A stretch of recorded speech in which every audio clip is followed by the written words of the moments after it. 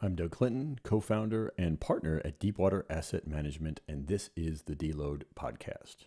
We interview CEOs, founders, and builders of frontier technology companies to educate you about where the world is going. Today I'm joined by Victoria Weller, the Chief of Staff at 11 Labs. 11 Labs is an AI voice technology company, and they will create an AI version of your own voice if you give them a sample. You can check it out at 11labs.io. On the podcast, Victoria and I talk about why voice is such a compelling opportunity for AI, how AI voices will be used in application, and of course, the prospect of deepfakes. Now, here is Victoria Weller. All right, Victoria, thank you for speaking with me today. I'm excited to share more about 11 Labs with the audience, and it's something I'm really a product that I am getting a voice made from, which we'll talk about a little more in a minute. But first, just so everybody kind of understands what you're building at 11 Labs, can you give us the pitch?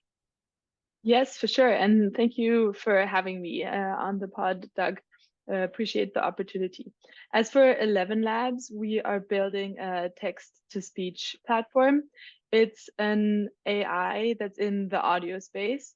And essentially what it does is that you can input a written text and it will output this text in audio form. So read out loud to you in a way that is almost indistinguishable from a human voice. And the way that this works is that the model is contextually aware of the input and thereby knows exactly how to intonate the sentence and pronounce the different words in a way that it is human-like. Yeah, for anybody who has not uh, tried 11 Labs yet, which I imagine because you're so new, a lot of people haven't experimented with yet. They should absolutely go and do it right now. It's, in my opinion, the best AI generated voice that I've heard. And I've followed this space for a long time. Like, I've wanted this product to exist for a long time. My wife and I actually had a podcast several years ago where we would like read really good articles we found online where there wasn't an audio version. Because if you put it through one of the older AI bots, like, it just sounded terrible. There's just something about that human voice. And so the question I want to ask you about that is, how have you solved the problem basically of we've had these kind of bad AI voices in the past? What is maybe some of the things that you've discovered in experimenting with them and maybe fixed to get these really, I mean, lifelike voices that you have?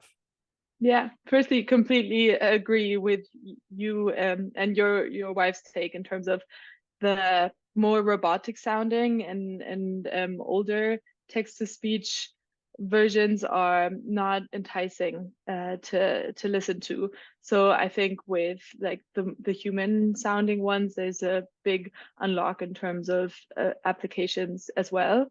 And as to your questions of how this could be unlocked, I think 11 Labs was founded at the perfect time with the AI space taking off, and that is the key ingredient in terms of making the huge progression from the more robotic sounding voices and speeches to this human-like iteration, because with the large language models, there is this ability to understand the context of what is being written. And with this understanding, it is not a matter of stitching together sounds of pre-recorded words, for example, is one of the ways that this was done previously, but a way to project and predict what the sound would be like from a human based on learning from previous iterations of the text tied to speech.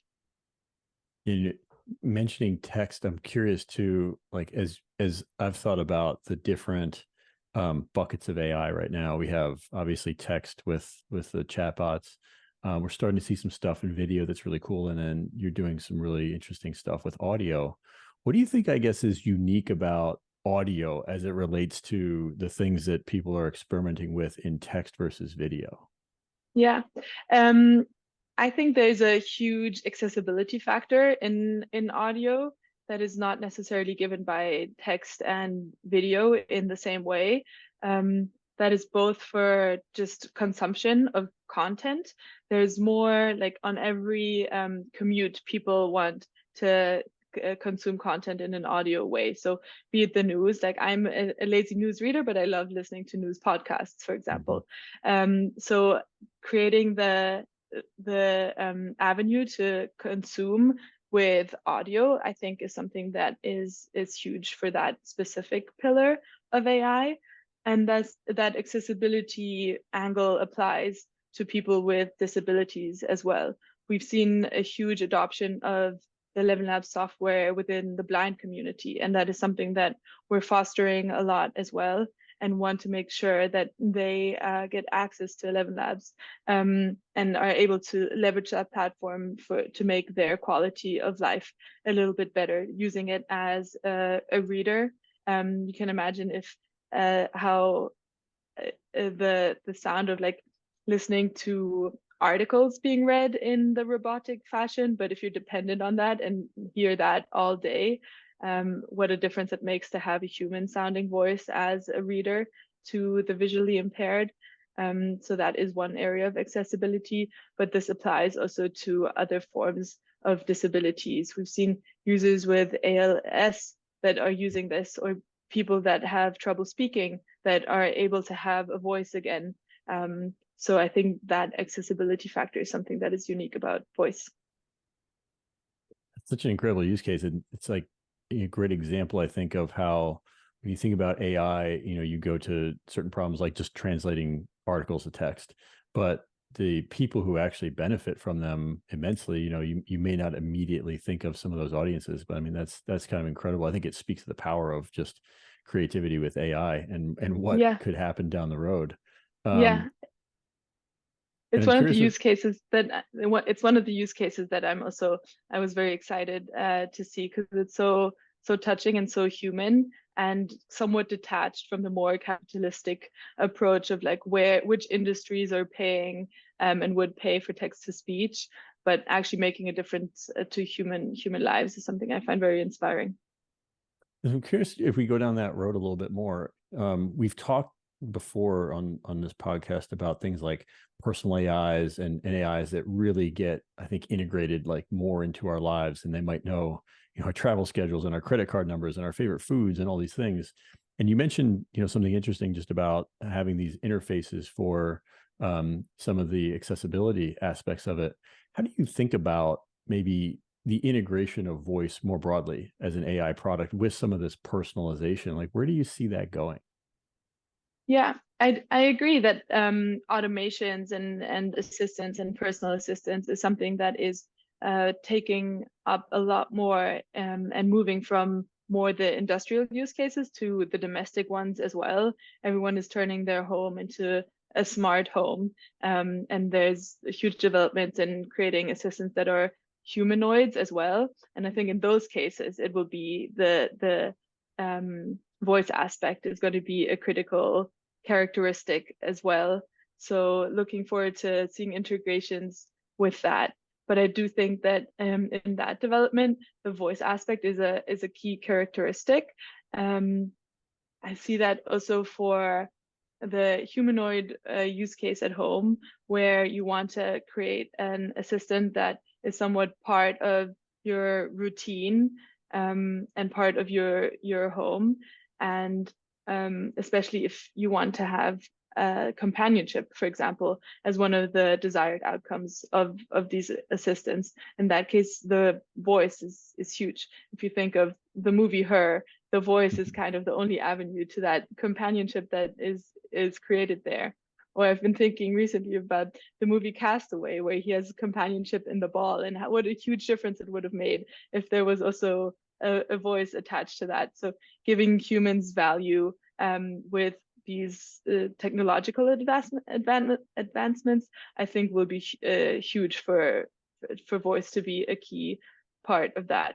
But I do think that voice is like the communication aspect and one layer of the entire technology, and there are a lot of other layers that have to be developed and have to work as well for those personal assistants and personal AIs to be fully functioning.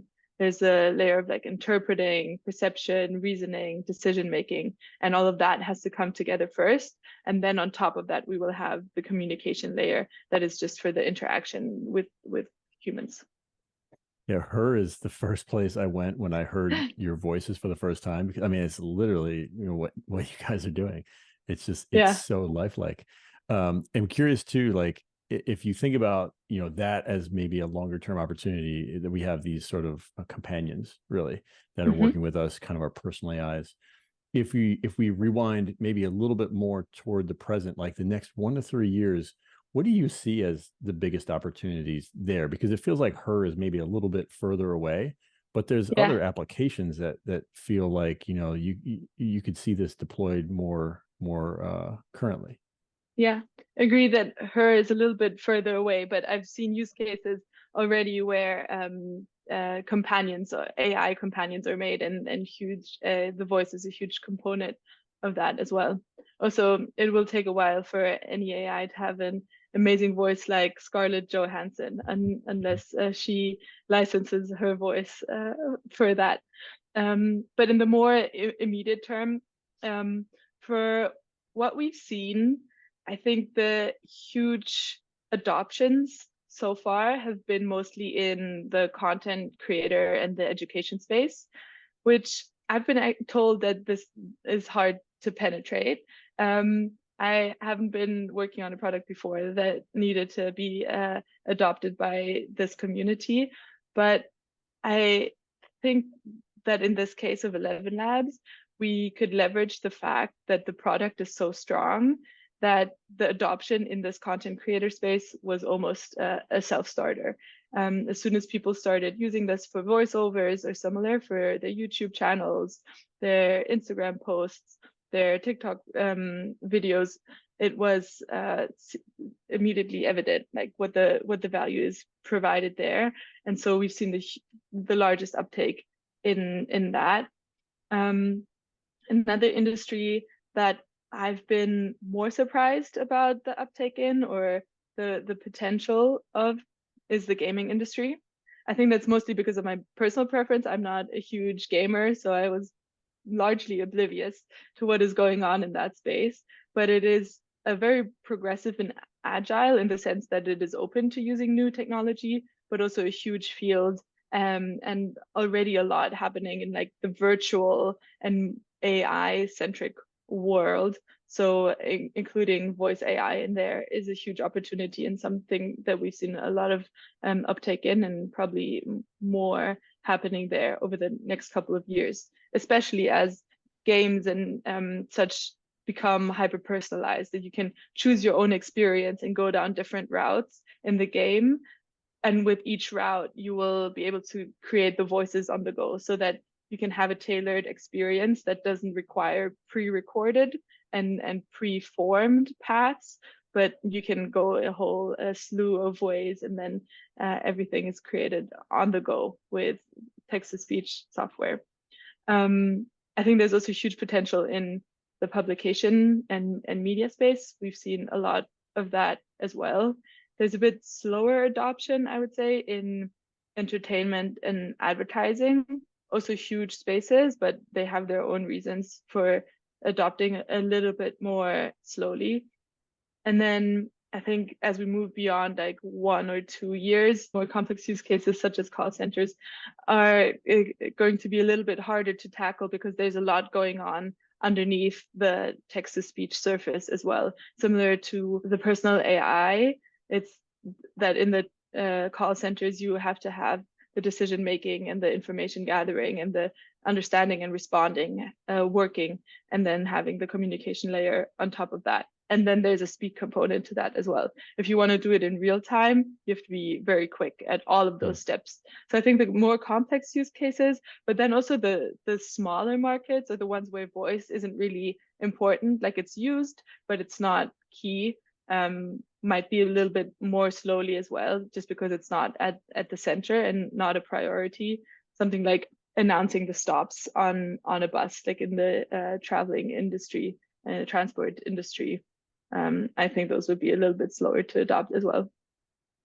You're thinking about entertainment, and you mentioned like the example of Scarlett Johansson licensing her voice. One thing I know your product does that I think is really unique is you can submit your own audio files and have an AI version of your own voice created. Yeah, So I did that. I actually submitted some files, and so I'm in the queue. I know you have a kind of a backlog, I think, that you're working through. yeah. I'm curious, like, what what does that process look like? Like kind of what is going on behind the scenes once you have a user's, voice files to ultimately deliver to them their own AI voice? Yeah. So we have two different ways to clone voices, and if you're getting tired of waiting for your professional voice clone in the queue, there's also an instant version. So there's probably four ways. There's four ways on 11 Labs to access voices. You can generate a voice that doesn't exist. You select some parameters and you hit generate, and you will have a unique voice that doesn't exist, that hasn't existed before. You could go to the voice library where users from the community have created such voices and shared them amongst the community, and you can leverage those created voices in the voice library. You can do an instant clone of your own voice. For that, you only need 30 seconds of audio, and you get a good result in terms of mimicking the way that you pronounce words and your voice sounds as a result to use on any text thereafter. And then there's the professional voice cloning. You need more audio for that as an input. You need 30 minutes. And as you mentioned, there's a backlog and a queue, and the CPUs required for that are larger because the training of the model is more intricate. And that will create a higher quality clone of your voice. Amazing.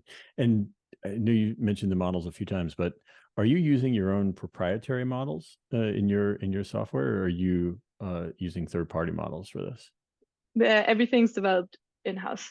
in-house? Yeah. What? We have a set of amazing engineers. So the CTO and co-founder, he had been working on this for a while and created the first version of the model over a year ago now, when Matti and Piotr started 11 Labs, and since then have been iterating with a growing number of engineers. The big focus of 11 Labs is also to keep researching and keep iterating on those models to always stay ahead and always be the best text to speech version software that exists, as well as creating that product to make it accessible for the public. And part of that, you mentioned the voice library. I'm wondering, as you think about the library, in some ways you're kind of making voices like an asset class. Like if you have a voice that people want to license, you can monetize that. So is that kind of how you see part of the vision is making people's voices sort of this asset class or this licensable thing? Or do you see it more as just, hey, we're trying to create as many unique voices as possible, and it's really more about the variety of voices, whether it's generated by a computer or if it's from a human source? I think the variety of voices is definitely a huge factor. We want to be able to cater to all needs and all use cases, that someone who's making a meditation video has the perfect matching voice for that, accessible right there. But that doesn't have to be limited to computer generated voices or AI generated voices. That can be expanded to human voices as well, and offering cloned voices of yourself in the voice library is definitely not out of the question. How do you think about, I mean, I have to ask the deep fake question because I'm sure people are probably thinking about it, but how do you address that potential issue where, I mean, of course this is going to happen. It's just human nature. People are going to do things that are unethical sometimes with AI. How do Yeah. you address the deep fake concern? Yeah, definitely a valid concern, and definitely something that we take really serious at 11 Labs. We're trying to lean into this as much as possible to learn quickly and collaborate with people in the industry and governing bodies and regulators and others that are developing AI, and work alongside them and with them, or even listen to the community to hear what they would like. to set up there, and are continuously iterating on the guardrails that we can set up to ensure that the deepfakes are, one, not produced, or sought after and identified as quickly as possible. The forms that this takes is, for example, the instant voice cloning or any kind of voice cloning on 11 Labs is behind a paywall. So you need to be identified and enter your credit card details before getting access to that. We've also been exploring ways to monitor and flag when the terms of service have been broken, and effectively ban those that use our platform in the wrong ways or in incompliant ways. Definitely cognizant of the fact that this is still a nascent space, and we will have to trial new ways of doing this in the best possible way. But it's something that we're committed to very strongly at 11 Labs. I think the fact that, or the reason why deepfakes are currently very dangerous is because it's still so new. I think we haven't learned, or the general public hasn't learned, to confront any piece of content with the default assumption or the question of like, this could potentially not be real. Like, first I need to understand whether this was maybe generated, was what I'm seeing generated, was what I'm hearing generated, and assess the possibility of that by default. And to make that a reality, I think education is a huge piece.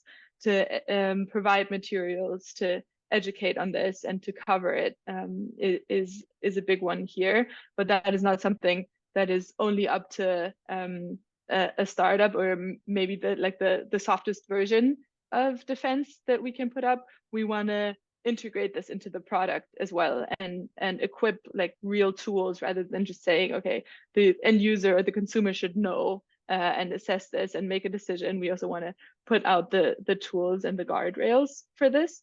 And one thing that we've done or put out recently in this realm is the AI speech classifier.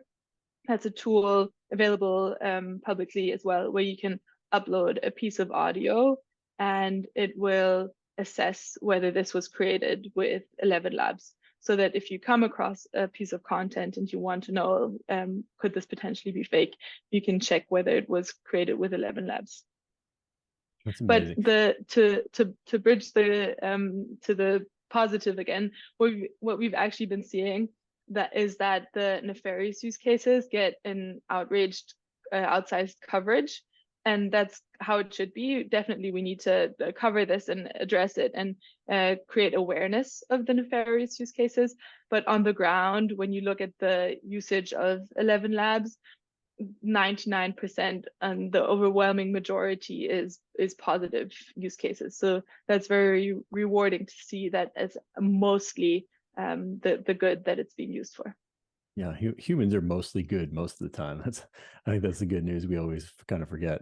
It seems like you think the solution to this deepfake problem, maybe broadly for the industry, is some sort of collaboration between the software makers like yourselves, probably the platforms where this stuff is getting distributed, and then it almost like a public education or a societal change where people are just maybe not default skeptical about what they're seeing, but just default aware that there is technology out there that might mislead us.